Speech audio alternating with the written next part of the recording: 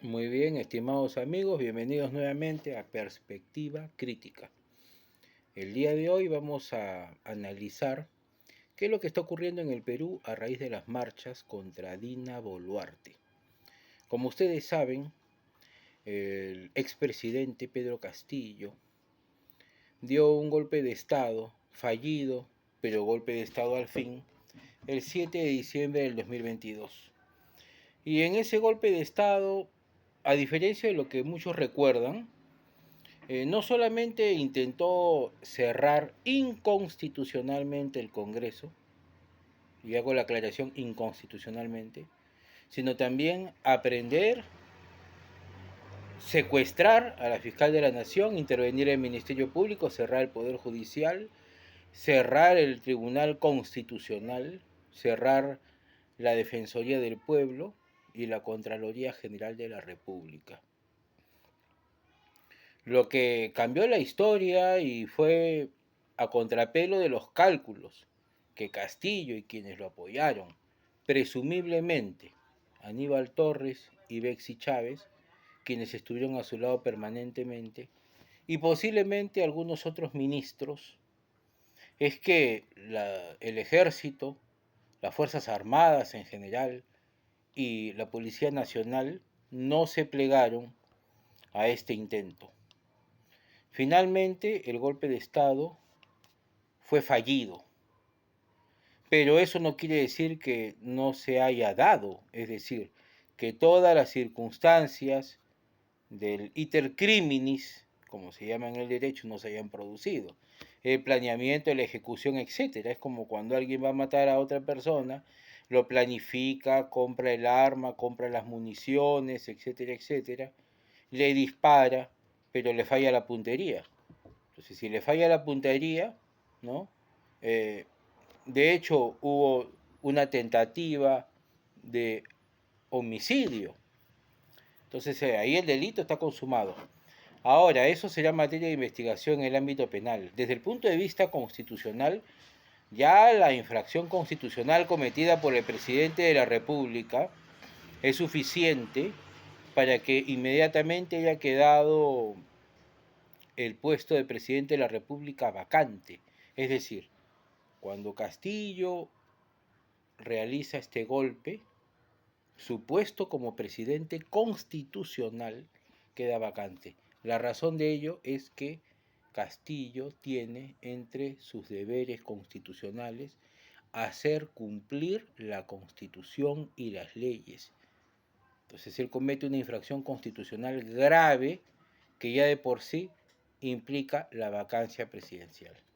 Entonces, en realidad el Congreso, cuando realiza la vacancia, hace prácticamente un acto ya simbólico, porque Castillo está fuera de la Constitución y fuera de la ley. El poder que detentaba en esos instantes posteriores a la intentona de golpe, ¿no? Este poder ya se había esfumado. Este poder no era tal. Esto es para precisar. Es decir, el Congreso, en términos prácticos, constitucionales, no lo vacó a Castillo. De acuerdo con la Constitución, Dina Boluarte asume como presidenta de la República. Y es que surge a partir de ahí toda la dinámica que debemos explicar. La cuestión es, Dina Boluarte, luego de la caída de Castillo, del suicidio político de Castillo, ¿es legítima presidenta del Perú? De acuerdo con la Constitución, sí. ¿La gente eligió a Dina Boluarte? Sí, la eligió. Cuando hubo la elección presidencial del 2021, eh, Pedro Castillo llega como presidente y Dina Boluarte como vicepresidenta.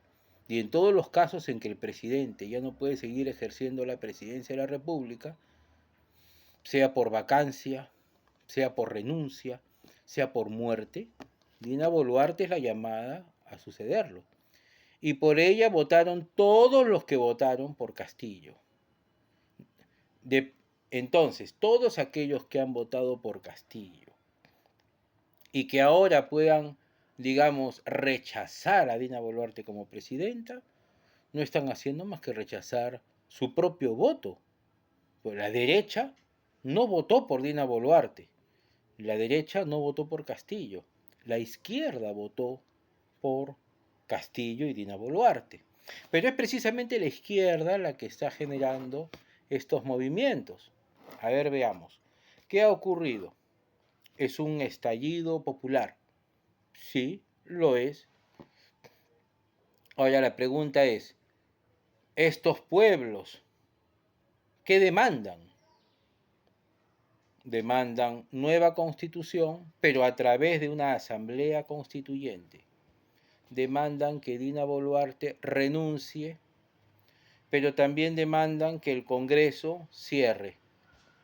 Muy bien, si cierra el Congreso, si se va la presidenta de la República y renuncia, entonces lo que están proponiendo en términos prácticos es la desaparición del Estado. Entonces los objetivos no son sociales, no son económicos, no tienen que ver con una pretendida postergación histórica o porque viene el friaje y la ayuda no llega. No, no, no. Los objetivos son políticos. Pero todos los pobladores, digamos, han llegado a esa convicción o hay una dirección política que así lo exige. Bueno, si nosotros revisamos un poco la historia reciente del Perú, nos vamos a percatar de algo, que Castillo representó siempre la opción de una nueva constitución a través de una asamblea constituyente, que es lo que figuraba y figura en el ideario plan de Perú Libre. Este objetivo ha sido compartido por buena parte de la izquierda, por ejemplo, que lidera la señora Verónica Mendoza. Castillo también sabemos que a lo largo de toda su presidencia, de todo su gobierno, los 17 meses que le tocó gobernar el Perú, no ha hecho sino recorrer el país y azuzar a la gente para que busque el cierre del Congreso, promover las manifestaciones donde se pedía el cierre del Congreso. Mientras él en Lima y ante el Congreso decía que respetaba las formas democráticas, en realidad eso es lo que estaba haciendo. Perfecto. También sabemos que Castillo le dio cobijo a grupos radicales. No es desconocido por la gente que conocidos sentenciados por terrorismo, especialmente senderistas, visitaban Palacio de Gobierno. Es más, uno de ellos, el señor Maraví, fue ministro de Trabajo y como ministro de Trabajo lo primero que hizo fue legalizar al sindicato FENATE Perú, que es un grupo sindical del magisterio muy cercano, afiliado, parte o de Sendero. Entonces, los nexos entre Castillo y personajes radicales es clarísimo. Igual como el hecho de que muchísimos prefectos que Castillo nombró, precisamente en las zonas hoy día más convulsionadas, fueron o son miembros de grupos radicales de organismos generados de Sendero Luminoso. Sabemos también que Castillo buscó remover las bases militares del Braen y que al final relevó a los oficiales que participaron en el operativo de ataque al Braen y a las fuentes de aprovisionamiento de estos grupos radicales. Entonces, creo que queda claro que Castillo tiene un acercamiento, una afinidad, o acaso es parte de un conjunto de grupos extremistas de izquierda en el Perú, de los cuales sin duda también está la presencia de Sendero Luminoso y algunos remanentes del MRTA. Esto es clarísimo, ¿no? Por ejemplo, Lucía Albites es miembro de la Coordinadora Bolivariana Continental, grupo castrochavista de nivel internacional, ha trabajado en la presidencia del Consejo de Ministros durante la gestión del señor Aníbal Torres, Anaí Durán, que ha sido la socióloga encargada de hacer el plan de gobierno de Verónica Mendoza. Todo el mundo sabe que tiene una cercanía ideológica con grupos extremistas, especialmente el MRTA, y en el caso particular de su vida personal, tiene una hija o hijo con un personaje que fue sentenciado por terrorismo, ex miembro del MRTA, hoy radicado en Chile. Entonces, estas no son novedades. Sabemos también que Castillo ha estado cercano a grupos de minería ilegal, y que grupos de minería ilegal y narcotraficantes han financiado su campaña en el 2001, junto con otros empresarios de provincia que han obtenido jugosas licitaciones, cosa que es materia de investigación por parte del Ministerio Público en este momento, como que llevó a obras, por ejemplo, en Cajamarca, ¿no? Que se conocen ya públicamente. Entonces todo este panorama, ¿no?, debe ser complementado con el conocimiento pleno ya de que Castillo y durante su gobierno se promovió la llegada de Evo Morales, a quien no solamente llegó en plan de visita protocolar o para saludar al presidente de la República, sino llegó para hacer trabajo político, la fundación de una sede de su partido, el MAS, en el Cusco, el ingreso de operadores políticos bolivianos a nuestro país es revelador. No olvidemos que Evo Morales se fue a comer ceviche mirando hacia el mar, ¿no?, compartiendo con Cerrón, ¿no?, entonces haciendo actos simbólicos que tienen que ver con el proyecto geopolítico boliviano y particular de Evo Morales de prolongar la soberanía boliviana pasando por la del Perú, es decir, buscan anexar a Bolivia a Puno, Cusco, Tacna, Moquegua, Arequipa. Por lo tanto, esto ya pertenece a la variable de la izquierda internacional.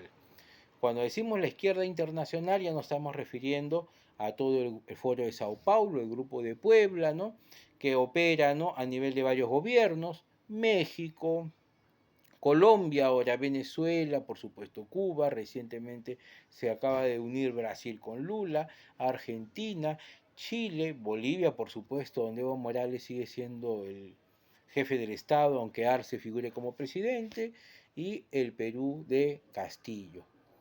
Por supuesto que las estrategias no cambian mucho. Cuando Evo Morales pierde la presidencia porque él renuncia luego de haber sido descubierto el fraude, ¿dónde se asila? En México, ¿no? Y Castillo, después de su fallido fraude, ¿dónde busca asilarse? En México, ¿no? Y automáticamente los presidentes de México, de Colombia, ¿no?, y Argentina comienzan a hacer, ¿no?, manifestaciones públicas de desconocimiento hacia el gobierno del Perú. Correcto, este es el contexto internacional y nacional.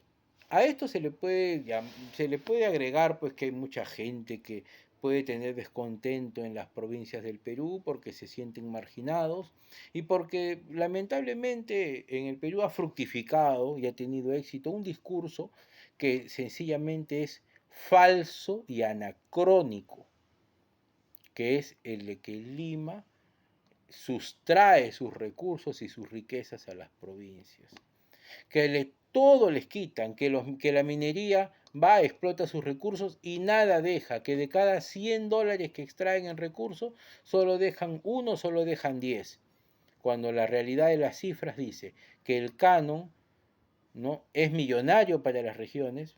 Por ejemplo, Cusco recibe casi 3 millones de soles de canon por día, solo en el caso de Cusco, sin contar los demás.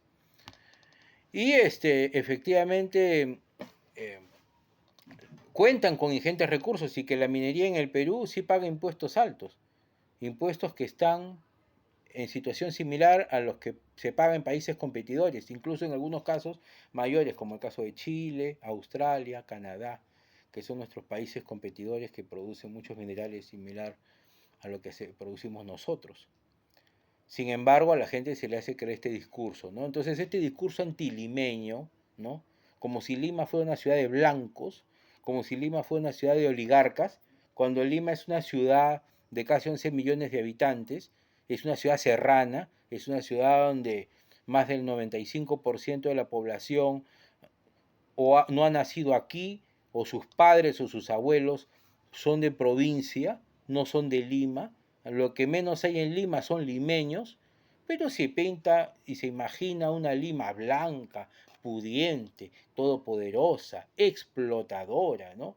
Que sume en el atraso, que reproduce la pobreza de las provincias. Y que eso está representado ¿por qué? Por San Isidro, por Miraflores, ¿no? Por La Molina. Todos esos ricachones viven a costa de la pobreza, ¿no? De una gran cantidad de población, ¿no? Campesino, el patrón no comerá más de tu pobreza, ¿no? Parece ser la resurrección del viejo, de la vieja frase velasquista, que no fue sino la tergiversación de una frase de Diego Cristóbal Tupac Amaru, ¿no? Durante la gran revolución de 1780. Pues bien, este es el panorama.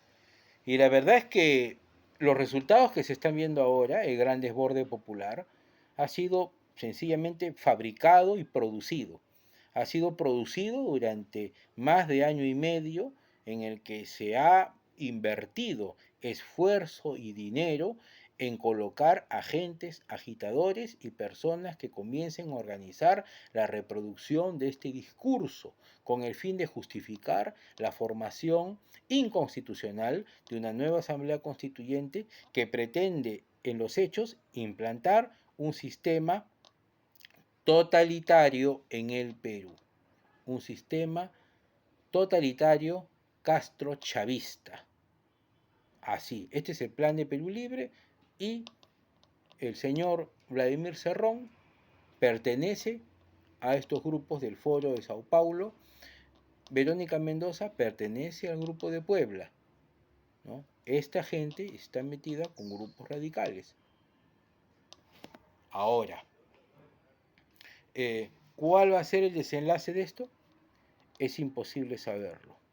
Lo único que conocemos hasta el momento es que las Fuerzas Armadas se han negado porque tienen una tradición antisubversiva, porque ellos han enfrentado, han puesto el pecho para enfrentar a la subversión, al igual que la Policía Nacional, y estos son los más resueltos comprometidos con impedir el ascenso y el poder de estos grupos radicales. Bermejo lo dijo, Bermejo no es un demócrata, Bermejo lo dijo bien claro, si nosotros tomamos el poder no lo vamos a dejar, pelotudeces democráticas, muy bien. Lo dijo Osman Morote en el año 2014. El Perú ahora es un país capitalista y ahora si no se puede ganar el poder a través de la guerra popular, vamos a utilizar otras formas, incluso la vía electoral. Y lo dijo Morote, 2014. Por eso que el Movadef quiso inscribirse. Y ahora el Movadef está operando y ha preñado una innumerable cantidad de organizaciones. Los herederos de Sendero y del MRTA, antes rivales en los 80, ahora están juntos. Y colaborando con todo el sistema y con todo el proyecto continental castrochavista. Y reciben apoyo económico, apoyo logístico, apoyo de inteligencia, etcétera, etcétera, ¿no? Y que se presentan bajo diferentes caras. Aparecen supuestos académicos opinando, artistas opinando, ¿no? Personas que de un momento a otro se escandalizan por la cantidad de muertos, y no quiero decir que uno debe ser indolente ante los muertos, pero sí llamarnos la atención porque estos mismos personajes callaron y no dijeron nada cuando el Perú tuvo más de 200.000 muertos, solo porque a Martín Vizcarra, aliado de estos grupos de izquierda, no olviden que a Vizcarra lo adoran porque metió presa a Keiko, pero también porque contribuyó al suicidio de Alan García. Esta izquierda no le importan los muertos, no le importó los muertos. Tampoco le han importado los muertos de Sagasti, ni los muertos de Castillo. Solo le importan los muertos de este gobierno, de Dina Boluarte, porque los muertos son un arma política de lucha. Necesitan muertos. así como usaron a Inti Bryan, están buscando usar a estos muertos de ahora, cuyo responsable hay que investigar. Y hay que investigar porque un mismo médico de Puno dijo que estos muertos estaban en esa situación en gran parte porque les habían disparado balas explosivas, que les llaman dundún, pero la policía y el ejército no los tiene. ¿De dónde aparecieron esas armas dundún y esas balas dundún? Materia de investigación. Muy bien. Lo que tenemos entonces es un panorama convulso de impredecibles consecuencias. Pero es preciso que sepamos que esto es todo menos una espontánea protesta popular. Los objetivos nada tienen que ver con la mejora social y económica de la gente.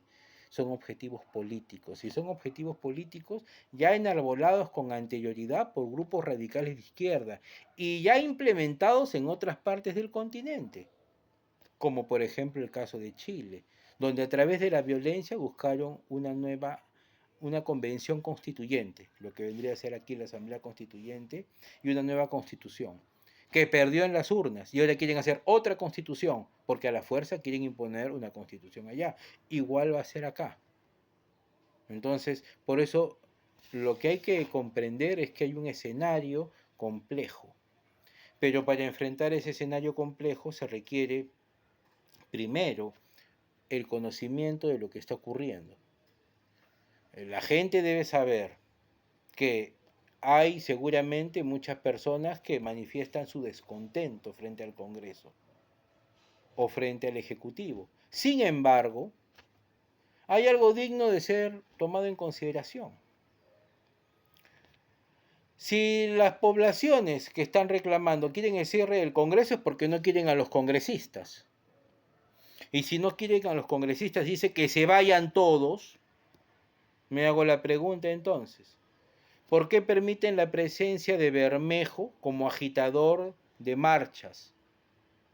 ¿Por qué permiten la presencia de Sigri Bazán yendo a San Marcos para darle su apoyo a los manifestantes? Entonces no están en contra de todo el Congreso, están en contra de una conformación del Congreso. No están en contra de los congresistas del bloque magisterial ni de Perú Libre, porque muchos de estos participan en realidad como agitadores.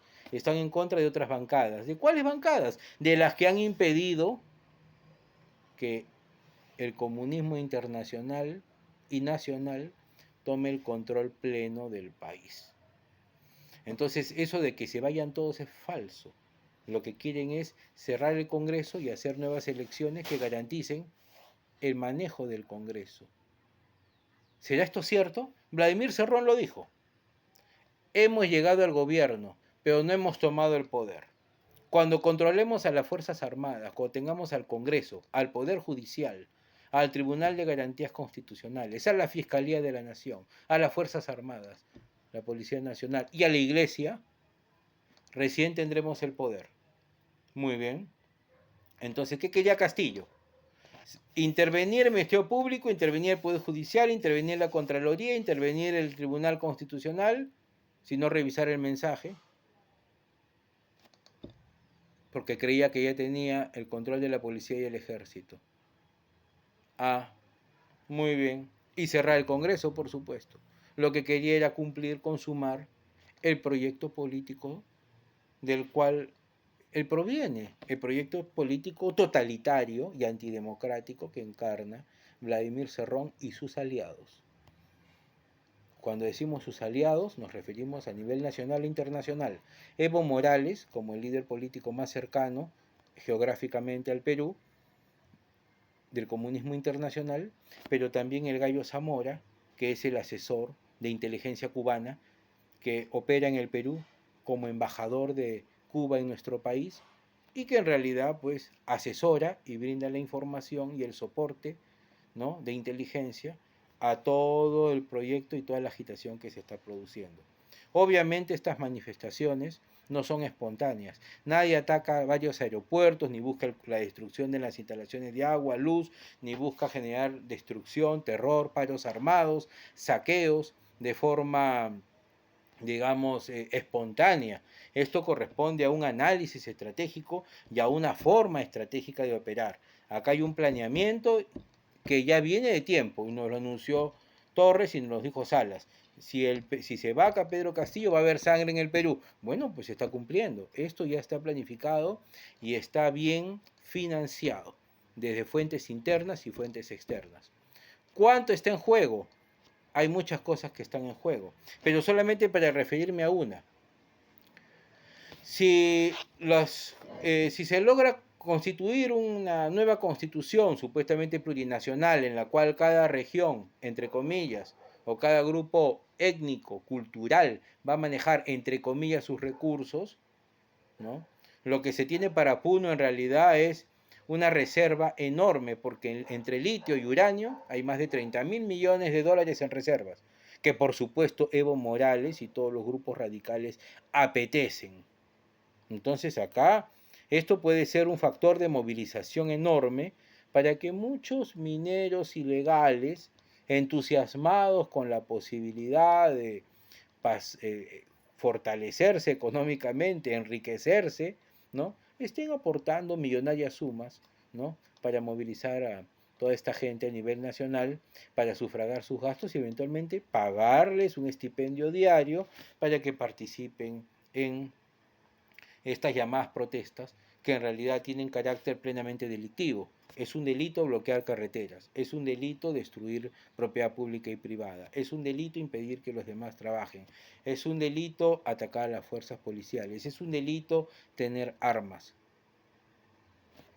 Un ramillete de delitos que se presentan como una legítima protesta, pero de carácter social y económico no tiene nada, es solamente una protesta de carácter político, direccionada políticamente, con una dirección política, con una estrategia y con acciones armadas y violentas plenamente planificadas